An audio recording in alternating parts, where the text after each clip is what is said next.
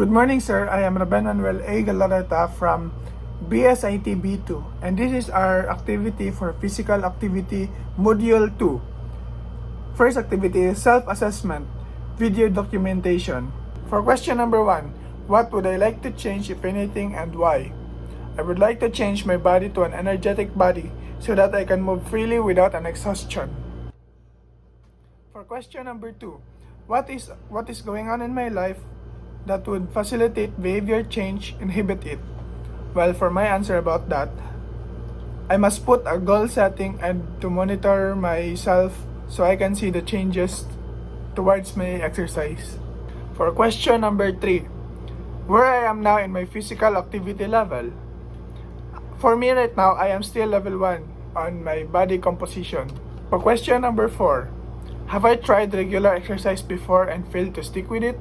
Well, my answer is here. Yes, every once in a while I tried, but in the end I just felt this exhaustion that drained me. That's why I stopped. But every month I still do an exercise activity. Question number 5. Currently, what do I estimate my potential to stick with an exercise program to be?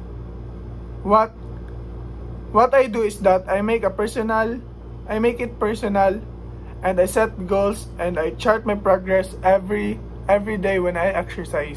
For question number 6, what unmet personal needs am I thinking of attempting to meet? Well, my answer is here. My mental health and a healthy exercise lifestyle. That's what I'm attempting to meet. Number 7, the last question. What is it about my body and mind that I am unhappy with that could be positively affected by exercising regularly? My answer is, I think yes, because exercise can improve our sense of control and our coping ability. So that is my answer of my self-assessment questionnaire for Module 2 Activity 1. Thank you so much, sir.